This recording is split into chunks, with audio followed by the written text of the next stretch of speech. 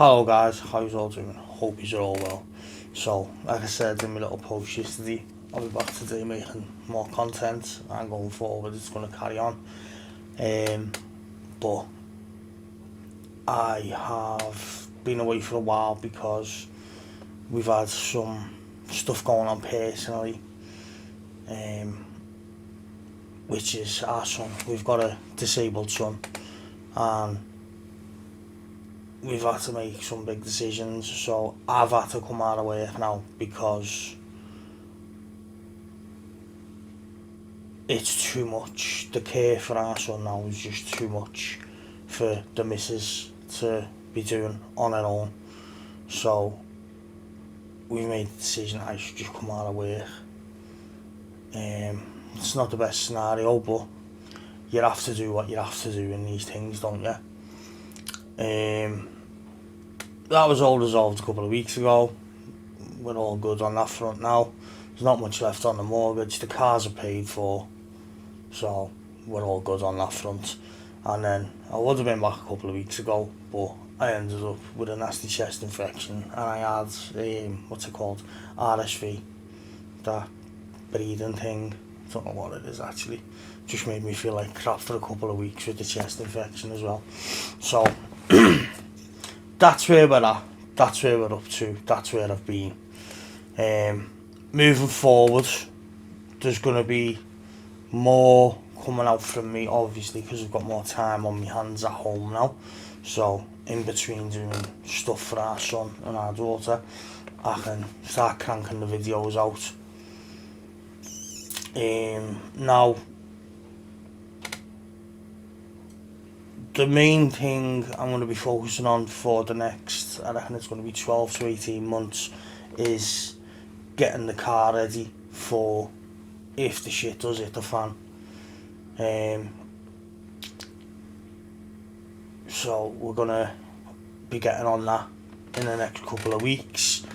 I'm going to start with the basic stuff first, but I know what you're all saying, yeah, but if the shit hit the fan tomorrow, well, I've got a Range Rover, so it's alright. Do you know what I mean? If the shit hit the fan, if we had a massive snow bomb that hit us for weeks and weeks and weeks, very unlikely, but it could happen, then I'd still be alright. What I mean is getting the Range Rover ready is I want to get it. It's brilliant as it is, do you know what I mean? But I want to get it even more capable. So we're going to go smaller wheels, bigger off-road tyres, because I want to start doing a bit of off-roading again. The kids want to go again, because we haven't been in ages, so I want to start doing that with the kids again, and it's fun, and it's good practice for if the shit did hit the fan, you know what I mean? Yeah, so we're going to go smaller wheels, bigger off-road tyres, give it a suspension lift. But before I get to all that, because that's, well, the suspension lift's not that expensive, but getting the wheels and tyres, that's rather expensive, and now with me being out of work, it's just going to take a little bit longer. There will still be all the usual prepper videos coming out, which I should have been doing months ago, but like I said, we've had stuff going on, and then I had the chest infection and the RSV. But we're all good now, so there will still be the usual prepper videos coming out, just general discussions about stuff that's going on, situations that could arise, do you know what I mean? But for me, personally, I mean, barring one or two situations where the shit at the fan could end up being, what is it Mike says on UK Urban Prepper, Teotawaki, the end of the world as we know it. Without 2 or 3 situations where it could turn out to be the end of the world as we know it, then most of the shit at the fan situations are going to be short term. And I'm talking like that thing that happened in 2019, that could happen again, you know what I mean? We could all be told, you're not allowed to go nowhere, whether you listen or not is up to you, I don't care. We could get mad weather, we could get mad snow, we could get floods. Depending on where you live in the country, you regularly get floods anyway. Do you know what I mean? We could get massive snow if the climate activists are right, and we're all going to be in the new ice age. Yeah, but that's just my personal opinion. I don't think every shit at the fan situation is going to be long term. There are a couple that could end up being long term, but for the majority of them, it's just going to be short term. So stuff's going to get shut down. You know what I mean? No power, whatever. Do you know what I mean? It could be a multitude. I'm not listing them all because there's a multitude of situations that could happen. Do you know what I mean? That just aren't going to last that long. So for me, it's more about short-term prepping. Don't get me wrong, that doesn't mean you shouldn't prep for longer-term situations. I do. We still have all of our long-term preps. We still have a storage unit full of stuff that we might need, camping gear, cooking, heating, all that stuff is in the storage unit. We've got a few bug out locations we could go to if shit did it to fan long term and bugging in was no longer an option. But for the majority of it, it's going to be short term, no power, bad weather, whatever. Do you know what I mean? So it's more about making sure you're still mobile. You've already got all your preps anyway. Do you know what I mean? So you're good for food, you're good for water, you're good for power if there's no power, you're good for heating if there's no heating. Do you know what I mean? But the next big thing is making sure you're still mobile. So if anything else did happen that you needed to go out and find stuff, or if the shops are still open you need to go and buy stuff, fresh stuff or whatever, do you know what I mean? That you can still do that. Or if you were to need to get one of your family members to the hospital and there's no power, the hospitals will still have power. They have backup generators and they will be looked after by the government and the local councils before we will, which is expectable really, isn't it? So it's more about making sure, if you've got a car, obviously, that your car is still fit to be used. Make sure you take care of your car. Make sure that if your car is going to be sat around for a couple of weeks, that it's not just going to die on you. Do you know what I mean? I mean, obviously, if it's sat around for a couple of weeks, you're going to get a flat battery. So you've already got your booster pack anyway, haven't you? In one shape or form. Whether it's a big one like the big car YouTubers use, or a little one like my Gulu, what I've got. It doesn't matter, as long as you've got a form of getting power back into your car. The other thing is looking after its maintenance. So the first video that I'm going to do on the car coming up in a couple of weeks, I'm just waiting on the weather to pick up a little bit, because I don't want to be lying on the floor in the cold and the wet. Is we're going to give the car a full service. Now, I know you're going to say service, you're supposed to service them every 12 to 18 months. Yeah, but when I service my car, I replenish my service kit. So I've always got next year's service kit up in the loft. So I always keep it handy. So if, like I say, if the shit did hit the fan, all the shops were shut, you couldn't get it into a garage to get it serviced, whatever, you've always got that backup so you can do it yourself, which I do anyway. So that's going to be the first one, like I say, just going to wait for the weather to pick up a little bit.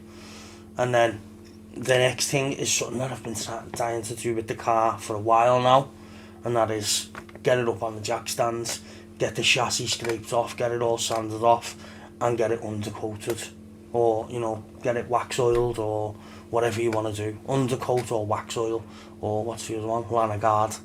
Doesn't matter which one you use, as long as you can stop your chassis rotting. Do you know what I mean? Because if you were in a longer term situation, but fuel was still available, then you're going to need to make sure your car's still viable as an option to get you and your family out of one place and into another. Because let's not forget, it's not like America here. We get a buttload of rain. It's mostly winter in this country, whether you like it or not. Even in autumn, it's pissing down with rain all the time. So you just need to be preparing for, you need to prepare every aspect of your life. You've already got your preps, you've already got your backup heating, your backup power for in the house if you're bugging in. You need to keep your car packed as well, obviously. All my stuff's actually out of the car and under my computer desk at the minute, because I've been doing a little bit of cleaning in the car. Yeah, but that's the first thing we're going to do. We're going to give it a full service, then we're going to get it up on the jacks. This will probably be towards the summer now, and we're going to get all the chassis cleaned off, get all the bits cleaned off, and we're going to either lana guard it or wax oil it or underseal it. I don't know which way I'm going to go yet. And then after that, it's then going to start getting it more ready for, like I said, the kids and I all want to start going off-roading again, so I just want to make it a little bit more capable. So we're going to go smaller wheels, bigger off-road tyres, sort of get the car built towards a bug-out vehicle, but not go full overland, because I still want the car to be usable every day. I still want it to be comfortable for everyday driving, because chances are, you know what I mean, if shit doesn't hit the fan, you're going to be stuck with an uncomfortable ride then, aren't you? So that's where we're going to go. I still don't know, suspension wise, whether I'm going to go for air to coil conversion with a lift, because if I go to air to coil conversion, I'll have to get them with a lift kit. I can only put this cheaper lift kit on because it's on the air suspension at the minute. I don't know whether to go for that or whether to just put an original from factory air compressor back on it, because when the air compressor went last year, I needed the car quick, so I threw it into the JLR garage, and they've, for one reason or another, decided not to put the original Hitachi pump back on, and either trying to do me a favour and save me some money, they've put a cheap Chinese one on, or whether they just couldn't get hold of the Hitachi, they just put the cheap Chinese one on. So when I start the car up of the morning, you can actually hear the air compressor for a good 30 seconds or so, which you're not supposed to. It's supposed to be silent anyway. It's going to cost me there or thereabouts the same either way, man, give or take a couple of £100. If I go for the replacing the air compressor, it's probably going to cost me about £500-600 just for the pump, and I can fit it myself anyway. I just need to go and get the suspension adjusted in the JLR place. And if I do the air to coil conversion, that's probably going to be about 7 or 8, maybe like up to £1,000. So I'm not too sure which way I'm going to go with that yet, but that's the last thing, well, the last major thing we'll be doing. Everything else I'll be doing, it'll be like getting a roof rack on there. I might get one specially made, get the just get one specially made for it. Possibly have a look at getting a ladder put on the passenger side of the rear, and then it's just all of that little bits for the off-roading, you know, like the light guards, all that stuff, better protection underneath, like for the sump and all that. So that's where we're going. There will still be the usual prep and stuff coming out as well, stuff that's happening that could potentially affect us. We'll just have to see where it goes. But other than that, everything's good at the minute. We are due for a cold spell this weekend, the most of the country. In Liverpool, we've just been told we're going to get sleet and snow. It probably won't last long, it probably won't stick, because it rains. If it does stick, the kids will love it.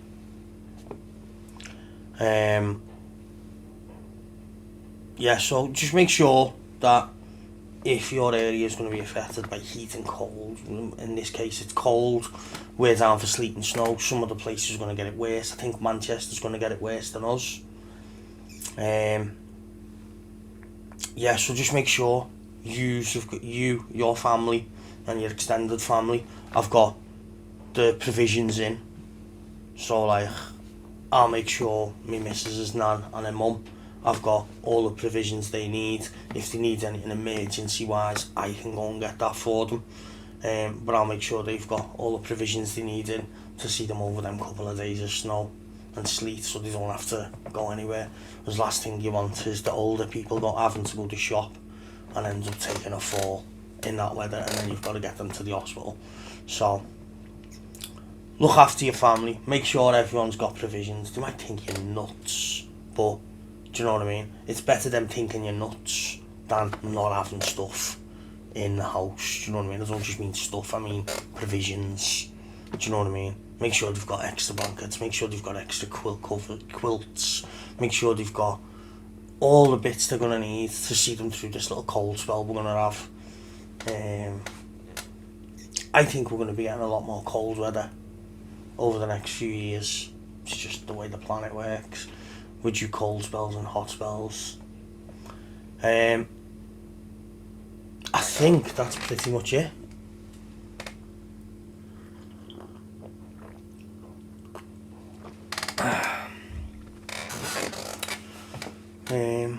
Yeah, that's about it.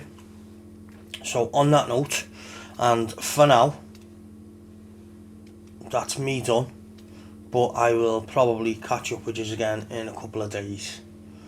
Like I say, the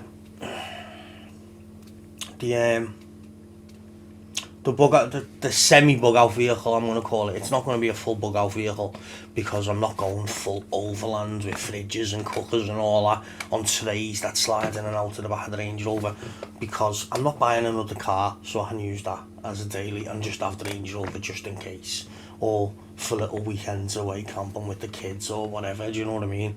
So I want it to be the best of both worlds. I want it to be better off-road, I want it to be just as comfortable, but I also want to have the provisions within the car itself if the shit hit the fan and bugging in was no longer an option, that we've got to get somewhere, because 2 out of the 3 or 4 locations we know of where we could go, if bugging in was no longer an option, you're going to need to do a little bit of off-roading to get to 2 of them. So I probably couldn't do it in the Range Rover now because I'm on just normal street tyres, so it probably just get stuck because the tyres are just normal fucking, well, they're not, yeah, they're just normal road tyres. Do you know what I mean? They're not off-road tyres whatsoever. I haven't had off-road tyres on it for about 2 years. So yeah, that's going to take a little while, obviously.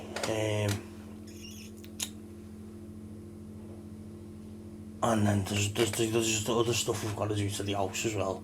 Do you know what I mean? So we'll just see where it goes. Like I say, as soon as the weather picks up, I'll start doing the prepping on the car. But between now and then, we'll just stick to normal prep and stuff. Yeah, so that's it. And I will catch you in the next one. Stay safe.